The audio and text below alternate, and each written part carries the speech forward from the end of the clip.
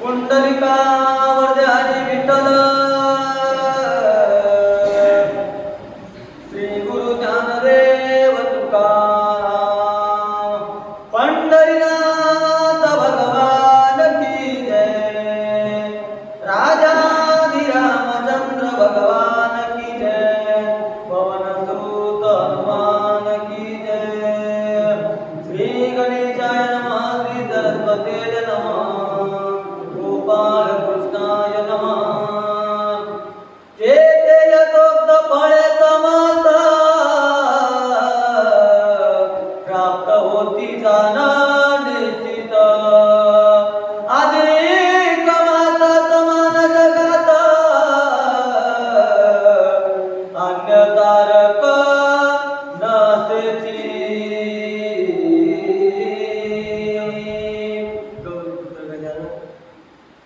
कौशल्यपुत्र गोविंद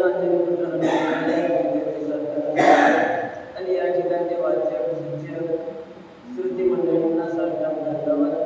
कथेला सुरुवात अशी गोड कथा चाललेली आहे. महाराज राजा असताना पूर्वी जन्माची कथा त्या ठिकाणी अंगिरा ऋषी सांगायला लागले आणि म्हणजे ही असणारी गोड कथा आणि हा अधिक महिन्याचं महत्व काय आहे ते त्या ठिकाणी सांगायला लागले.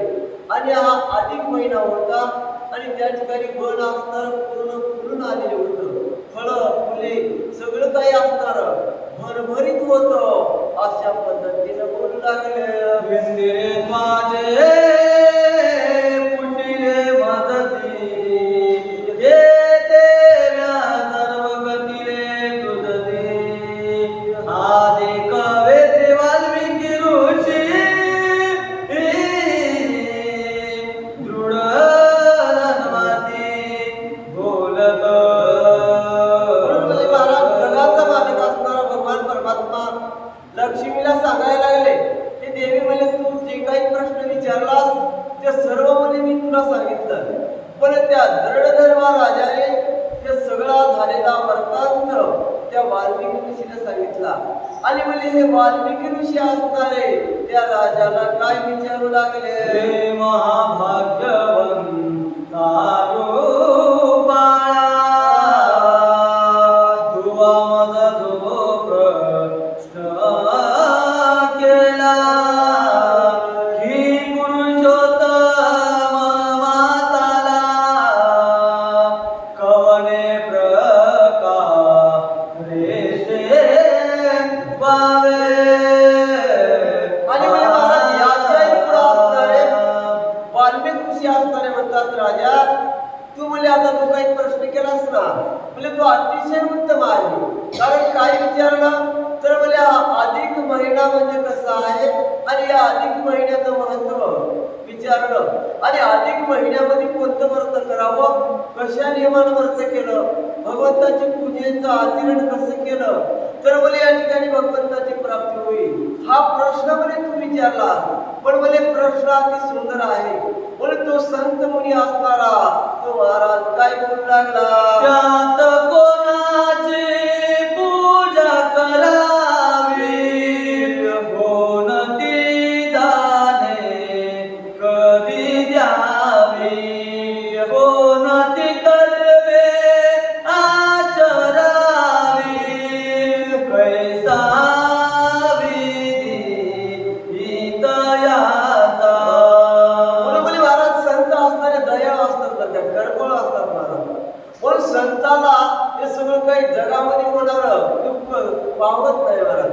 म्हणून त्याचं नाव संत आहे. म्हणून ते महामुनी असतात बोलायला लागले राजा तुझे काही विचारलं की म्हणजे आता या महिन्यामध्ये कसं व्रत करावं कोण्या वेळा कोण्या देवाची पूजा करावी आणि दान देत असताना कसं दिलं पाहिजे. आता दानाचा प्रकार काय आहे दानामध्ये काय द्यावं आणि किती वेळा द्यावं कुणाला द्यावं हा विचार असताना तो ऋषी सांगू लागले. त्या प्रश्नाचे उत्तर तुझे रमा विष्णू संवाद रूपेशी विवरून यावी तारेची कथिरे से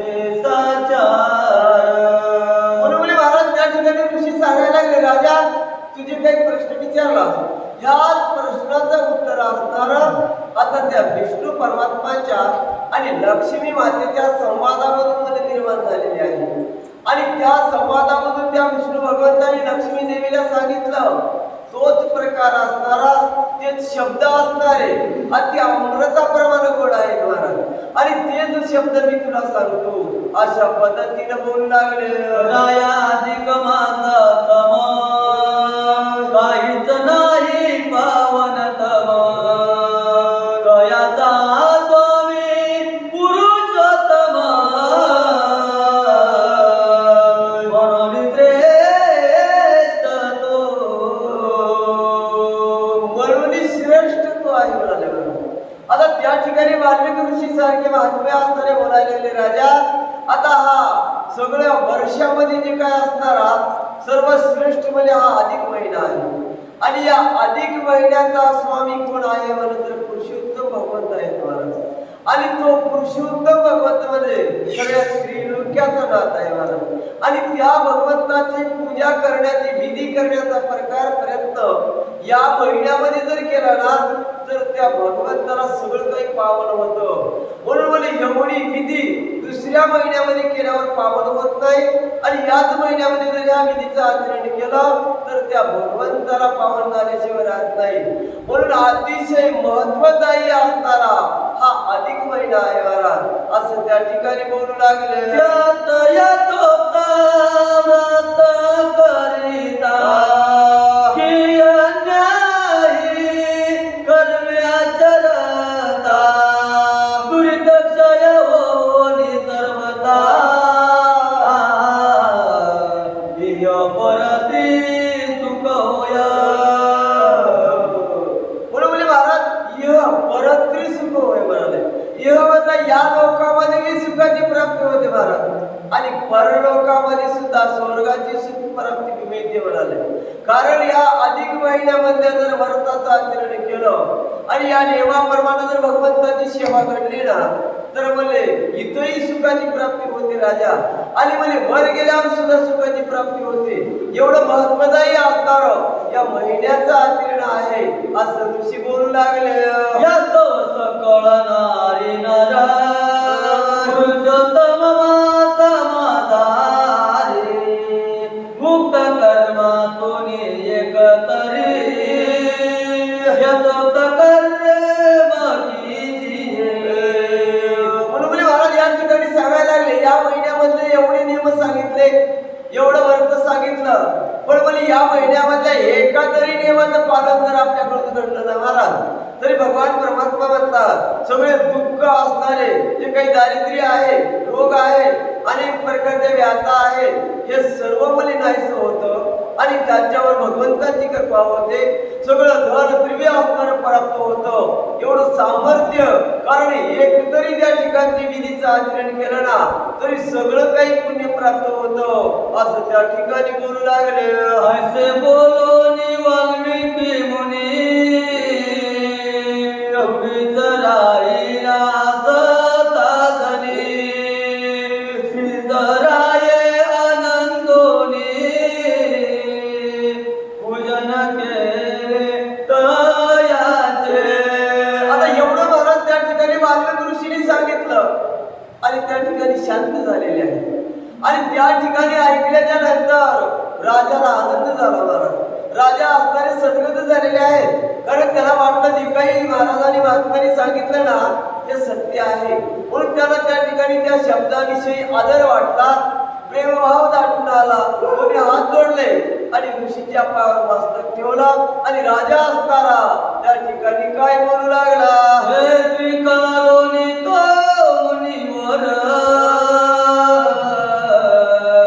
आशीर्वाद देत सादर मने गराया निरंतर असो तुझे सुकल्याण. म्हणून महाराज संताची पायी हा माझा दंडवत मला लागला. ज्यावेळेस राजा सद्गत झाला कोणी हात जोडले महाराज आणि वाल्मिकी ऋषीच्या पायावर मस्तक ठेवलं. वाल्मिकी ऋषीला आनंद झाला आणि वाल्मिकी ऋषी आशीर्वाद द्यायला लागले. राजा सदा सर्व काळ असणारा तुझं कल्याण असो अशा प्रकारचा आशीर्वाद असणारा वाल्मिक ऋषी देऊ लागले. आता मी जातो शरयू प्रती बोलता सायंकाळ झाला ती आईचे बोलणे त्वरित गती वाल्मिकी चालता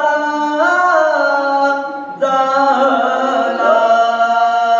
बोलबोली महाराज होता संतांची या गोष्टी बोलले. दुःखाची आवडी बोलबोली संतांची जर प्राप्ती झाली ना हरी प्राप्तीशी उपाय धरावे संतांचे ते पाय बोलबोली संतांच्या दर्शनामध्ये एवढं महत्व आहे महाराज. संतांच्या भेटीमध्ये भगवंताच्या भेट होते महाराज आणि संतांची कृपा जरी झाली ना तरी भगवंताची प्राप्ती व्हायला वेळ लागत नाही.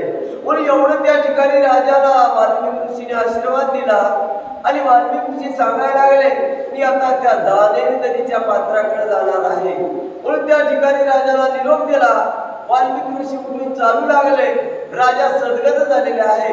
राजाला त्या ठिकाणी बोलवत असणार राजा नगरीच्या बाहेर येऊ लागला.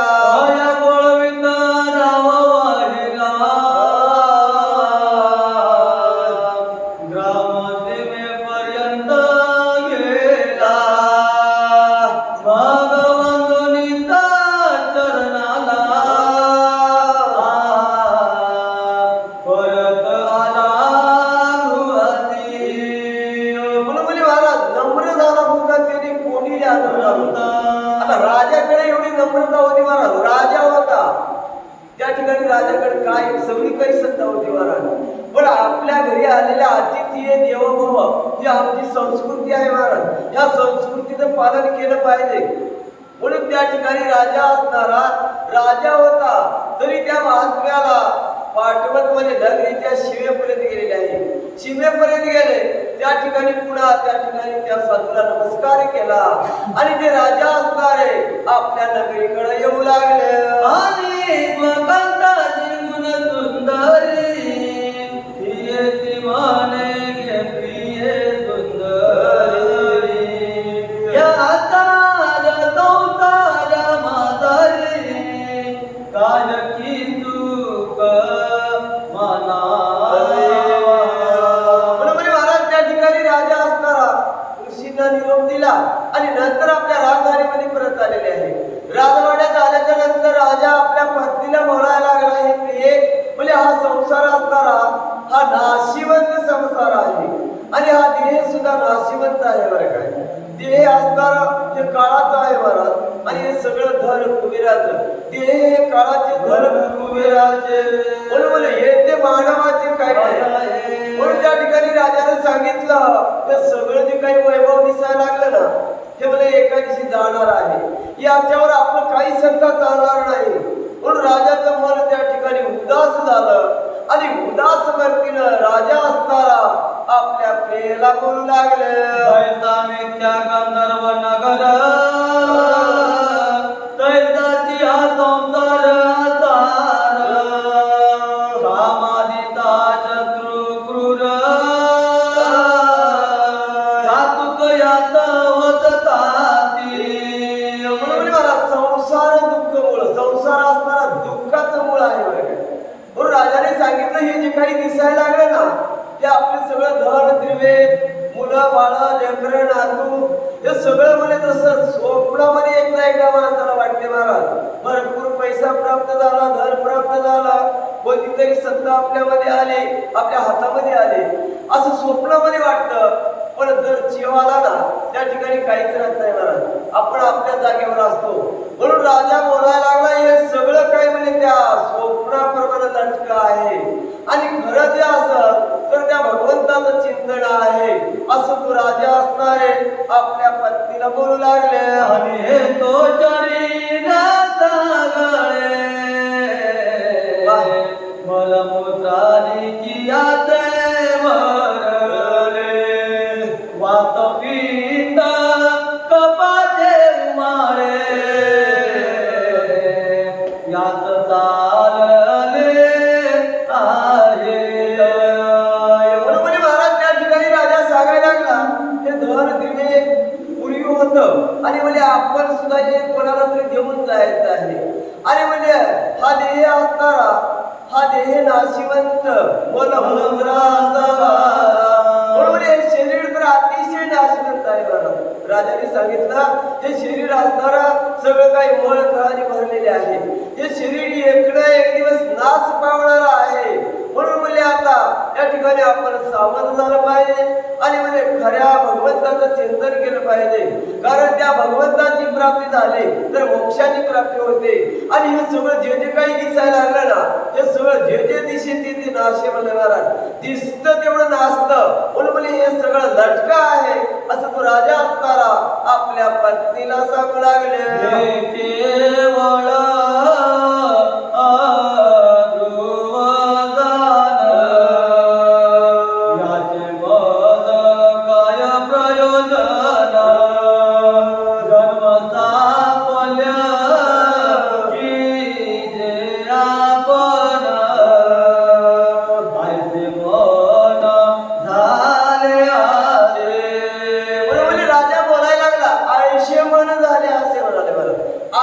जन्माचे करावे सहित बरोबर या जन्माचं जरी हित करायचं असेल ना महाराज तर काहीतरी त्या भगवंताचं चिंतन केलं पाहिजे. काहीतरी आपल्या हातून परमार्थ घडला पाहिजे. काहीतरी म्हणजे दान धर्म घडलं पाहिजे. म्हणून राजा सांगायला लागला हे सगळं म्हणजे असणारा लटका आहे. माझ्या मनामध्ये वाटायला लागला की म्हणजे काहीतरी आपल्या देहाचं हित करावं असा विचार म्हणजे माझ्या मनामध्ये यायला लागला. म्हणून राजाने हे शब्द आपल्या पत्नीला सांगितले. हरी सोडोनी संसाराचे स्मरत श्री पुरुषोत्तमाने अविनाश पद संपादण्याची जातो वनासी मी आता. बरोबर महाराज राजा त्या ठिकाणी बोलायला लागला संसारावर जीव घालून ये सुद्धा राजा बोलायला लागला हे प्रिय हा संसार असताना नाशिवंत आहे. हा देह सुद्धा नाशिवंत आहे. आता एक ना एक दिवस या ठिकाणी हा देह सोडावा लागतो. हा संसार सोडावा लागतो. किती जरी हे आनंदभरीत संसार दिसत आहे पण हे सगळं काही मला लटकं वाटायला लागला. आणि म्हणजे हे लटकं आहेत बरं काय कारण आतापर्यंत सगळे आपले आज्या पणांजे असणारे सगळे गेलेले आहेत.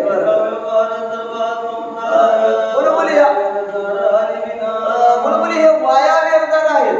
आता जन्माला यावं मरावं आतापर्यंत जन्माला आले ते मेले. म्हणून माझ्या मनामध्ये असा विचार यायला लागला आता आल्या जन्माचे करावे सवयीत काहीतरी आपलं सवयीत करावं. म्हणून हे मी आता अरण्यामध्ये जातो जंगलामध्ये जातो आणि या पुरुषोत्तम भगवंताचं चिंतन करतो बरं काय असं तो राजा असणारा आपल्या पत्नीला बोलू लागले. रायाची ऐकोनी वैकरी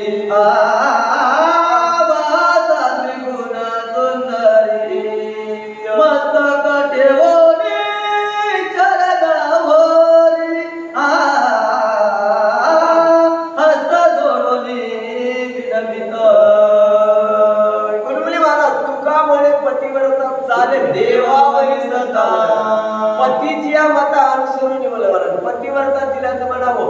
आता एवढं मालकाने सांगितलं मी आता डोंगरामध्ये तपश्चर्या करायला चाललो. माझ्या देहाचं काहीतरी हित होईल यासाठी चाललो. मालकाचे शब्द ऐकले ना महाराज त्या माईला आनंद वाटला. दोन्ही हात जोडले पायावर डोकं ठेवलं आणि हसयुक्त मुखानं आपल्या मालकाला काय बोलू लागल्या. हो राया प्राण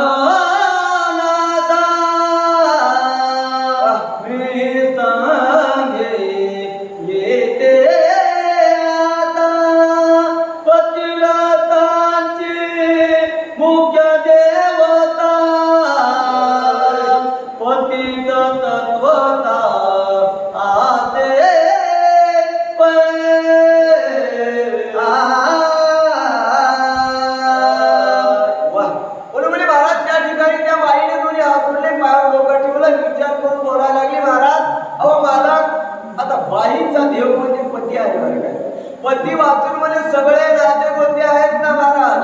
आता एकदा पती आपला मालक जर गेला ना किती जरी लोक राहू द्या महाराज तेव्हा द्यावं तेवढा मोठेपणा देत नाही, तेवढी सत्ता चलत नाही महाराज. म्हणून त्या ठिकाणी ती बाई बोलायला लागली, मालक तुम्ही जर जात असाल तर म्हणजे तुम्हीच माझे देव आहात. पती वरते लागी हा भरतारमध्ये भगवंता समान आहे महाराज. म्हणून तुम्हीच माझे देव आहात, सर्व काही तुम्हीच आहात. तुम्ही गेल्याच्या नंतर मी म्हणजे एक क्षण सुद्धा या ठिकाणी राहणार नाही.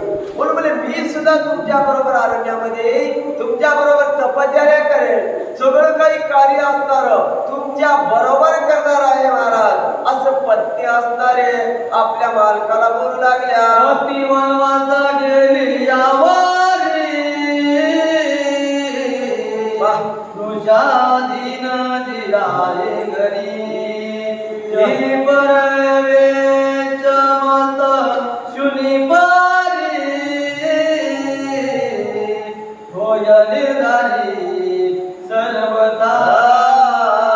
म्हणून महाराज त्या ठिकाणी ती पत्नी बोलायला लागली, मालक आता मालक पती जर महाराज एखाद्या अरण्यामध्ये जंगलामध्ये तपश्चर्याला जात असेल ना, तर म्हणजे घरी लेकरं बाळ सुद्धा किती बी असू द्या महाराज. महाराज त्या ठिकाणी जे काही योग्यता आहे, जो काही मान आहे ना, तो मान मला मिळत नाही महाराज. पती आजपर्यंत तो मान मिळतो महाराज. म्हणून ती बाई बोलायला लागली, तुमच्या नंतर या ठिकाणी पोरं बाळ सुद्धा आहेत ना, ते म्हणजे माझी अवहेलना करतील. कारण पतिव्रता स्त्रीनं आपल्या मालकाला सोडून बाजूला आचरणच करू नये. म्हणून या ठिकाणी सांगायला लागली, महाराज मी तुमच्या बरोबर अरण्यामध्ये, कारण इथं जर राहिलं तरी माझी अवहेलना होईल. म्हणून माझा धर्म असणारा तुमची सेवा करावं, आणि म्हणजे त्या धर्माचं मी पालन जर केलं ना, माझ्याही जन्माचा सार्थक होईल महाराज, माझाही उद्धार होईल. असं ती माता बोलू लागल्या.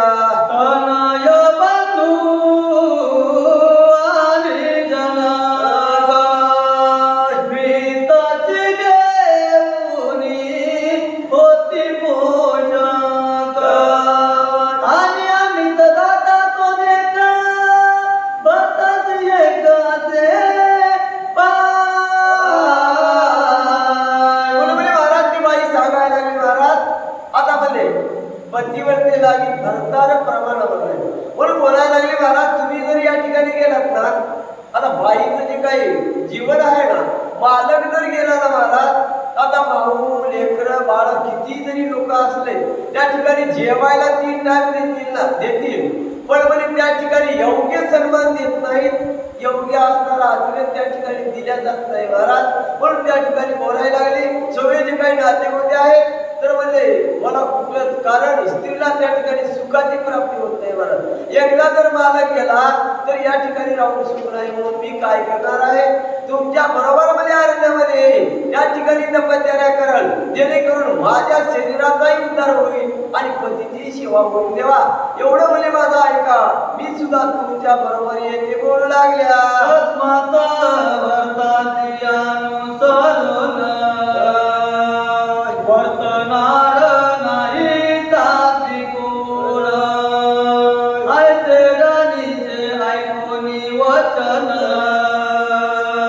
राम अत्यंत आनंदला. म्हणून महाराज त्या ठिकाणी बाईचं बोलणं ऐकलं, राजा इथं किती जरी सुख असलं तरी माझ्या जीवाला आनंद वाटणार नाही, कारण तुमच्या चरणापाशी माझ्या जीवाला सुखाची प्राप्ती आहे. म्हणून मला या ठिकाणी मी राहू शकत नाही, मी तुमच्या बरोबर अरण्यामध्ये तपश्चर्याला येतो. हे शब्द आपल्या पत्नीचे ऐकले महाराज, राजाच्या मनामध्ये आनंद वाटू लागला. आणि पाचारोनी प्रजा समस्त राजित पिला ज्येष्ठ सुत. मग तो राजेंद्र पत्नी सहित ते दोन्ही त्वरित निघोनिया. म्हणून महाराज एवढं त्या ठिकाणी पत्नीचे शब्द ऐकले ना, राजाच्या मनामध्ये आनंद झाला महाराज. आणि आपल्या वडील मुलाला सगळ्या परदेला बोलावलं, आणि जे काही राज्य होतं ते आपल्या वडील मुलाला त्या ठिकाणी राजाची स्थापना केली, त्या राजावर बसवलं, छत्र त्या ठिकाणी धरलं, आणि सर्वांना सर्वांना सांगितलं आणि आपण त्या ठिकाणी अरण्यामध्ये जातो. हा निरोप तो राजा असणारा त्या ठिकाणी देऊ लागले. गोपाळ कृष्ण भगवान की जय.